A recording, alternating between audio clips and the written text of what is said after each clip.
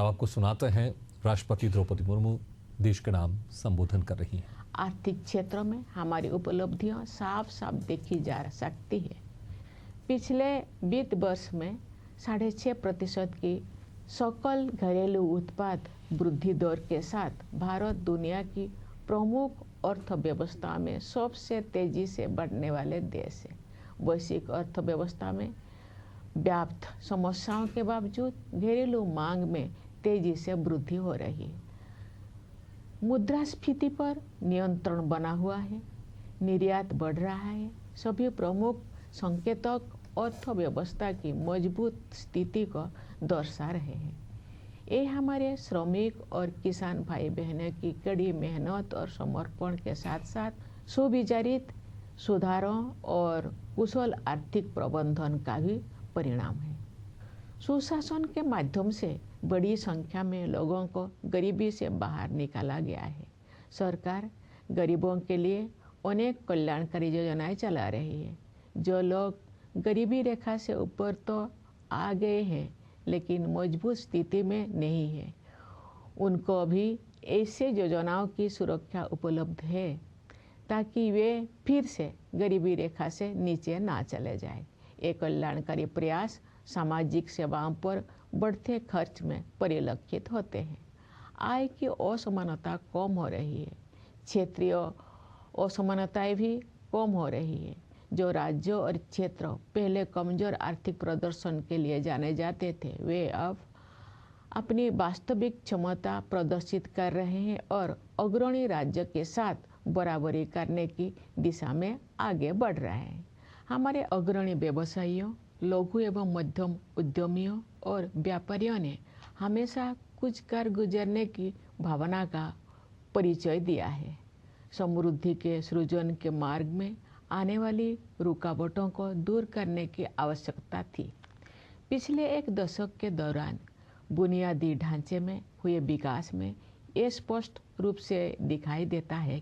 हमने भारतमाला परियोजना के तहत राष्ट्रीय राजमार्ग नेटवर्क का विस्तार और सुदृढ़ीकरण किया है। रेलवे ने भी नवाचार को प्रोत्साहन दिया है तथा नवीनतम टेक्नोलॉजी से युक्त नई तरह की रेलगाड़ियों और डिब्बे का उपयोग किया जाने लगा है।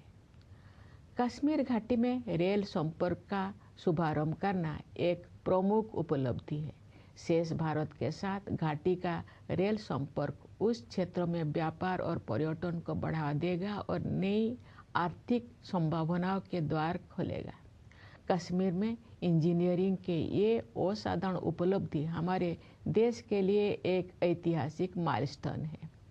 देश में शहरीकरण तेज गति से हो रहा है, इसलिए शहरों की स्थिति सुधारने पर सरकार विशेष ध्यान दे रही है।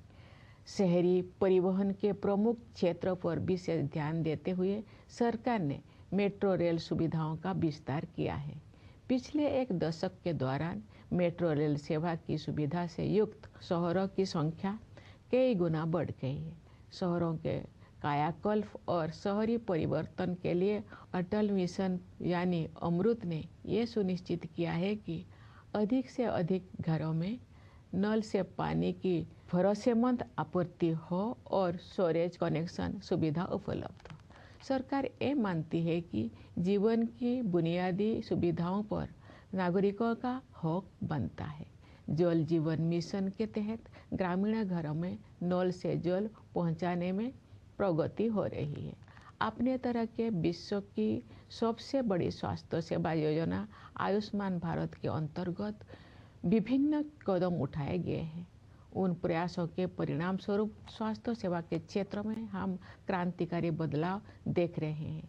इस योजना के तहत अब तक 55 करोड़ से अधिक लोगों को सुरक्षा कवच प्रदान किया जा चुका है। सरकार ने 70 वर्ष और उससे अधिक आयु के सभी वरिष्ठ नागरिकों को इस योजना की सुविधा उपलब्ध करा दी है, चाहे उनकी आय कितना भी हो। स्वास्थ्य सेवाओं तक पहुंच से जुड़ी असमानताएं दूर होने से गरीब और निम्न मध्यम वर्गों के लोगों को भी सर्वोत्तम संभव स्वास्थ्य सेवाएं उपलब्ध हो रही है। इस डिजिटल युग में ये स्वाभाविक है कि भारत में सबसे अधिक प्रगति सूचना प्रौद्योगिकी क्षेत्र में हुई है। लगभग सभी गांव में 4G मोबाइल कनेक्टिविटी उपलब्ध है। शेष कुछ हजार गांव में भी ये सुविधा शीघ्र ही पहुंचा दी जाएगी। इससे डिजिटल भुगतान तकनीकी को बड़े पैमाने पर अपनाना संभव हो पाया है। डिजिटल भुगतान के क्षेत्र में भारत कम समय में ही विश्व का अग्रणी देश बन गया है। इससे डायरेक्ट बेनिफिट ट्रांसफर को भी बढ़ावा मिला है तथा लक्षित लाभार्थियों तक कल्याणकारी भुगतान बिना किसी रुकावट और लीकेज के पहुंचना सुनिश्चित हो रहा है। दुनिया में होने वाले कुल डिजिटल लेन देन में से आधे से अधिक लेन देन भारत में होते हैं। ऐसे बदलाव से एक गतिमान डिजिटल अर्थव्यवस्था का निर्माण किया गया है, जिसका योगदान देश के सकल घरेलू उत्पाद में साल दर साल बढ़ रहा है। आर्टिफिशियल इंटेलिजेंस टेक्नोलॉजिकल एडवांसमेंट का अगला चरण है जो हमारे जीवन में अपना स्थान बना चुका है। सरकार ने देश के AI क्षमताओं को मजबूत करने के लिए इंडिया AI मिशन शुरू किया है। इस मिशन के तहत ऐसे मॉडल विकसित किए जाएंगे जो भारत की विशिष्ट आवश्यकताओं को पूरा करेंगे। हमारी आकांक्षा है कि वर्ष 2047 तक भारत एक ग्लोबल AI हब बन जाए।